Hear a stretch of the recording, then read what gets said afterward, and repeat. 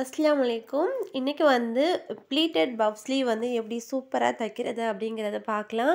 நிறைய சிஸ்டர் வந்து இது எப்படி அளவெடுக்கிறது, நார்மல் ஸ்லீவை விட பஃப் ஸ்லீவுக்கு எவ்வளோ வந்து அளவு தேவை அப்படிங்கிறத டீட்டெயிலாக சொல்லுங்க அப்படின்னு சொல்லியிருந்தீங்க. இன்னைக்கு வந்து ரொம்ப டீட்டெயில்டாக சொல்லியிருக்கேன். நார்மல் ஸ்லீவுக்கும் பஃப் ஸ்லீவுக்கும் எவ்வளோ கிளாத் வேணும் அப்படிங்கிறத சொல்லியிருக்கேன். வீடியோவை ஸ்கிப் பண்ணாமல் கடைசி வரைக்கும் பாருங்கள். இப்போ பார்த்தீங்கன்னா இந்த ஸ்லீவோட அகலம் பார்த்தீங்கன்னா எனக்கு 9 இன்ச் வருது. நம்ம நார்மலா எல்லா ஸ்லீவுக்குமே வந்து எப்படி கட் பண்ணுவோமோ, அதே மாதிரி நான் லைனிங் கட் பண்ணி வச்சிருக்கேன். பாருங்க, இது வந்து நார்மலா ஒரு ஸ்லீவோட அளவு பார்த்தீங்கன்னா, எனக்கு 18 இன்ச் வருது. ஒரு சைடு 9 இன்ச்சும், இன்னொரு சைடு 9 இன்ச்சும் சேர்த்தா 18 இன்ச் வருது. இது வந்து நார்மல் ஸ்லீவ்க்கு. இதுவே பஃப் ஸ்லீவ்க்கு அப்படின்னா வந்து நம்ம டபுளா கிளாத் எடுத்துக்கணும். இது பார்த்தீங்கன்னா 18 இன்ச் இருக்குல்ல, இன்னொரு 18 இன்ச் ஈக்குவல் டு நமக்கு வந்து 36 இன்ச். நமக்கு வந்து ஒரே ஒரு பஃப் ஸ்லீவுக்கு, அதாவது ஒரு சைடு ஸ்லீவுக்கு மட்டும் நமக்கு 36 இன்ச் கிளாத்து கண்டிப்பாக தேவை. அப்போ தான் நம்ம பஃப் ஸ்லீவ் வந்து தைக்க முடியும். இப்போ பாருங்க, நான் மெயின் கிளாத் எடுத்திருக்கேன். மெயின் கிளாத் பார்த்தீங்கன்னா எனக்கு ஒரு சைடு மட்டும் 18 இன்ச் இருக்குது. இது பார்த்தீங்கன்னா மடிச்சிருக்கு. அதனால் ஒரு சைடு மட்டும் 18 இன்ச் இருக்குது. ஹைட் வந்து எனக்கு 9.5 இன்ச் கிட்ட இருக்குது. இப்போ பாருங்க, நம்ம கட் பண்ணி வச்சுருக்கோம்ல லைனிங் கிளாத்தில், அந்த ஸ்லீவை வச்சு பார்க்கலாம். வச்சு பார்க்கும்போது மேலே கொஞ்சம் கிளாத் இருக்கணும். கீழே வந்து நமக்கு கிளாத்து தேவையில்லை. அதனால் நான் கட் பண்ணி எடுத்துக்கிறேன். இப்போ பாருங்க, இப்போ அகலம் பார்த்தீங்கன்னா இந்த சைடு மட்டும் 18 இன்ச் இருக்குது. இது பார்த்தீங்கன்னா ஓப்பன் சைடு அதாவது க்ளோஸ்டாக இருக்குது. அதனால ஒரு சைடு 18 இன்ச். டோட்டலாக இந்த கிளாத் வந்து பார்த்தீங்கன்னா எனக்கு 36 இன்ச் அளவுக்கு இருக்குது.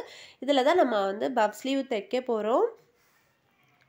இந்த அளவுக்கு கிளாத் வந்து நமக்கு கண்டிப்பாக தேவை. எப்படி சாரீ கிளாத்தில் பத்தாதே, ப்ளவுஸ் கிளாத் வந்து பத்தாதே அப்படின்னா நீங்கள் வந்து சாரியில் கொஞ்சமாக கட் பண்ணி எடுத்துக்கோங்க. இப்போ பாருங்கள், அந்த ஓப்பன் சைடில் இருந்து நான் வந்து கரெக்டாக 8 இன்ச்சுக்கு மார்க் பண்ணிக்கிறேன். கீழேயும் மார்க் பண்ணிக்கிறேன், அதே மாதிரி மேலேயும் மார்க் பண்ணிக்கிறேன். இது வந்து ரெண்டாக மடிச்சிருக்கிறதுனால கீழ்ப்பாகத்துலேயும் நான் மார்க் பண்ணிக்கிறேன். பாருங்க, கரெக்டாக மார்க் பண்ணியாச்சு. கரெக்டாக அந்த 8 இன்ச் மார்க் பண்ணோம்ல, அந்த இடத்துல இருந்து சென்டர் வரைக்கும் நம்ம 2 இன்ச்சா இந்த மாதிரி மார்க் பண்ணிட்டே வாங்க. பாருங்க, இந்த மாதிரி மார்க் பண்ணிக்கிறணும். அதுக்கப்புறம் இந்த சைடும் வந்து நீங்கள் மார்க் பண்ணிக்கோங்க.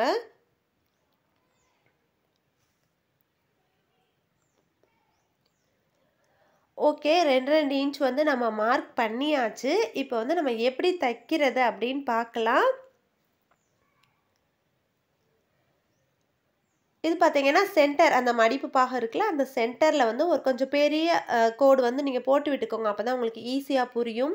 இப்போ பாருங்கள், நம்ம வந்து இப்படி தான் தைக்கணும். அந்த சென்டர் பகுதி இருக்குல்ல, அதை வந்து நம்ம 2 இன்ச் மார்க் பண்ணோம்ல, அந்த இடத்த இந்த மாதிரி வீடியோவில் காட்டுற மாதிரியே தைங்க. பாருங்கள், இந்த மாதிரி கரெக்டாக அந்த ப்ளீட்ஸ் எல்லாம் வந்து நீட்டாக ஒன்றுக்கு மேலே ஒன்று இருக்கிற மாதிரி நல்லா நீட்டாக வந்து அரேஞ்ச் பண்ணிக்கோங்க.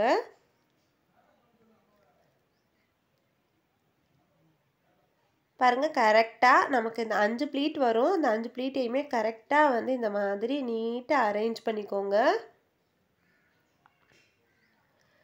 நீட்டாக அரேஞ்ச் பண்ணிவிட்டு மேலே வந்து ஒரு தையல் வந்து போட்டு விட்டுருங்க ஃபஸ்ட்டு. அவ்வளோதான், ஒரு சைடு வந்து நம்ம தையல் போட்டாச்சு. போட்டதுக்கு அப்புறமா இன்னொரு சைடும் அதே மாதிரியே நம்ம வந்து அந்த ப்ளீட்டெல்லாம் கரெக்டாக அரேஞ்ச் பண்ணிவிட்டு நம்ம தையல் போட்டு எடுத்துக்கலாம். பாருங்கள், கரெக்டாக அந்த 2 இன்ச் இருக்குல்ல, அதை கரெக்டாக இந்த மாதிரி ஃபஸ்ட்டு ஏற்கனவே வந்து அரேஞ்ச் பண்ணி வச்சுருந்தோம்ல ப்ளீட், அதுக்கு மேலே லைட்டாக, ரொம்ப வந்து மேலே போகக்கூடாது, லைட்டாக அந்த கார்னர்லேயே வச்சுட்டு கரெக்டாக அரேஞ்ச் பண்ணிக்கோங்க. அவ்வளோதான், கரெக்டாக அரேஞ்ச் பண்ணதுக்கப்புறமா இது மேலே வந்து தையல் போட்டு விட்டுக்கலாம்.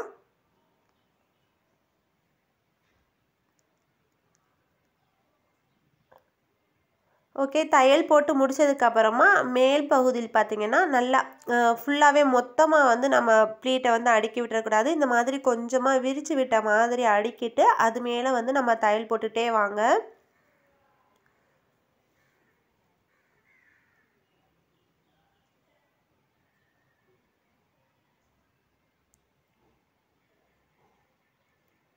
பாருங்க இந்த மாதிரி அந்த ப்ளீட்ஸ் எல்லாம் பார்த்தீங்கன்னா 1 பை 1 இருக்கிற மாதிரியே பார்த்துக்கோங்க. மொத்தமா வந்து இந்த கீழ வந்து நம்ம மொத்தமா வச்சோம்ல அந்த மாதிரி வைக்காம கொஞ்சம் விரிச்சு விட்டுட்டு இந்த ப்ளீட்ல தையல் போட்டுட்டே வாங்க. அவ்வளோதான் தையல் போட்டு முடிச்சாச்சு. முடிச்சதுக்கு அப்புறமா நம்ம வந்து கட் பண்ணி வச்சிருக்கிற லைனிங் கிளாத்தை இது மேலே வச்சு அட்டாச் பண்ணிக்கலாம். கரெக்டாக வந்து சென்டர் மார்க் பண்ணிக்கோங்க. மார்க் பண்ணிவிட்டு நம்ம வந்து லைனிங் கிளாத்தை அது மேலே வச்சு தச்சு எடுத்துக்கலாம். கரெக்டாக மெயின் கிளாத்தோட சென்டரும் லைனிங்கோட சென்டரும் கரெக்டாக பார்த்துக்கோங்க. பார்த்துட்டு இப்போ வந்து தையல் போட்டுக்கோங்க.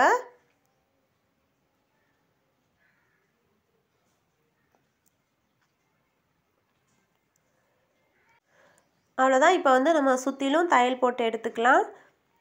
நம்ம இந்த மாதிரி தைக்கும்போது கரெக்டாக அந்த மெயின் கிளாத்லாம் கரெக்டாக அந்த லைனிங் கிளாத்துக்கு கரெக்டாக இருக்கா அப்படிங்கிறத ஒரு தடவை செக் பண்ணிக்கோங்க. கொஞ்சம் வந்து சின்னதாக ஆயிராமல், அதாவது லைனிங்கை விட மெயின் கிளாத் வந்து சின்னதாக இருக்காமல் வந்து பார்த்துக்கோங்க. அப்போ தான் நமக்கு கரெக்டாக இருக்கும். இல்லைன்னா நம்ம ப்ளவுஸில் வச்சு தைக்கும் போது நமக்கு வந்து அளவுகள் வந்து மாறிடும். அதனால் கொஞ்சம் வந்து அதை செக் பண்ணிக்கோங்க. அவ்வளோதான் தச்சு முடிச்சதுக்கப்புறமா எக்ஸ்ட்ரா இருக்கிற கிளாத் வந்து நம்ம இந்த மாதிரி கட் பண்ணி விட்டுக்கலாம்.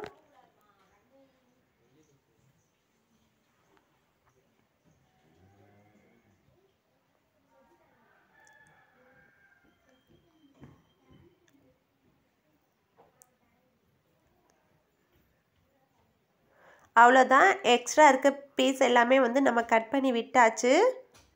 இப்போ வந்து பார்டர் அட்டாச் பண்ணிக்கலாம். நம்ம பார்டர் கட் பண்ணும்போது கொஞ்சம் எக்ஸ்ட்ரா சாரீ கிளாத் வந்து கொஞ்சம் இருக்கிற மாதிரி பார்த்துக்கோங்க. இந்த மாதிரி ஒட்ட பார்டரை மட்டும் கட் பண்ணி எடுத்துடாதீங்க.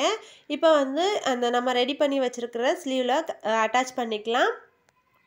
பாருங்கள் நம்ம அதாவது லைனிங் பீஸ் இருக்கும்ல கீழே, அதை வந்து கரெக்டாக வச்சுக்கோங்க. வச்சுட்டு இதுக்கு மேலே தான் நம்ம வந்து பார்டர் வைக்கணும். பாருங்கள் லைனிங்கும் ஒரே பக்கம் இருக்கிற மாதிரி வந்து வச்சுக்கோங்க. இப்போ கரெக்டாக அந்த பார்டரை அந்த மெயின் கிளாத் மேலே கரெக்டாக நம்ம ப்ளீட் வந்து ரெடி பண்ணி வச்சுருந்தோம்ல அதுக்கு மேலே இந்த மாதிரி வச்சுட்டு கரெக்டாக அந்த பார்டர் வரைக்கும் மட்டும் தையல் போட்டுகிட்டே வாங்க.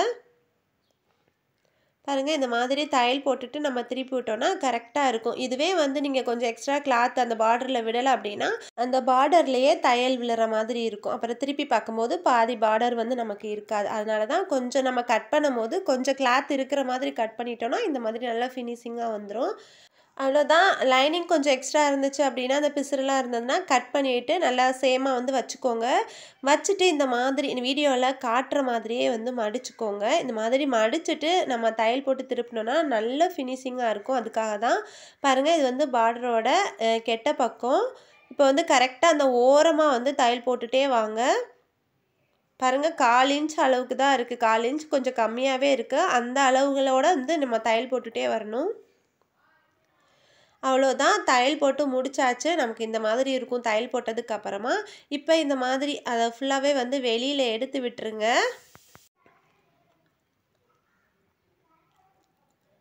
பாருங்கள் வெளியில் எடுத்ததுக்கப்புறமா நமக்கு வந்து பிசுறு எதுவுமே வெளியில் தெரியாது. நல்லா வந்து நீட்டாக இருக்கும். இப்போ வந்து அந்த எட்ஜில் வந்து ஒரு தையல் போட்டுக்கோங்க. இந்த இடத்துல நீங்கள் வந்து லேஸ் வச்சு கூட ஃபினிஷ் பண்ணிக்கலாம். பாருங்கள் அந்த ஓரத்துலேயும் தையல் போட்டாச்சு. அதே மாதிரி அந்த மேலே இருக்கிற பார்டர் இருக்குல்ல அங்கேயும் வந்து நீங்கள் ஒரு ஓரத்தையல் வந்து நீங்கள் போட்டு விட்டுருங்க.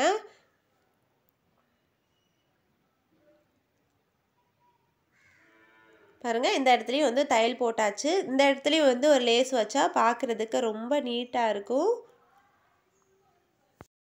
அவ்வளோதான் ஃபினிஷ் பண்ணியாச்சு. இப்போ வந்து வர ப்ளவுஸ் எல்லாமே வந்து இந்த மாதிரி ஸ்டிச் பண்ண தான் கொடுக்குறாங்க. போடும்போது ரொம்பவே நீட்டாக இருக்கும். கண்டிப்பாக வந்து உங்களுக்கு புரிஞ்சிருக்கும் அப்படின்னு நம்புகிறேன். வீடியோ பிடிச்சிருந்தது அப்படின்னா லைக் பண்ணுங்கள், கமெண்ட் பண்ணுங்கள், மறக்காமல் சப்ஸ்கிரைப் பண்ணிடுங்க. இதில் வந்து பார்த்திங்கன்னா இந்த மாதிரி பட்டன்ஸ் கூட வச்சுக்கலாம். இன்னும் பார்க்குறதுக்கு நீட்டாக இருக்கும். பட் இந்த பட்டன் வந்து இதோடது கிடையாது. இது வந்து ஒரு சுடி டாப்போட பட்டன். நான் வந்து உங்களுக்கு கொஞ்சம் ஒரு சாம்பிளுக்காக வச்சு காமிச்சிருக்கேன். இந்த மாதிரி பட்டன் யூஸ் பண்ணாலும் இன்னும் பார்க்குறதுக்கு நல்லா கிராண்டாக இருக்கும்.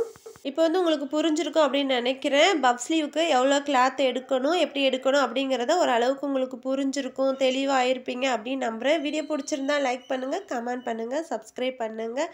தேங்க்ஸ் ஃபார் வாட்சிங்.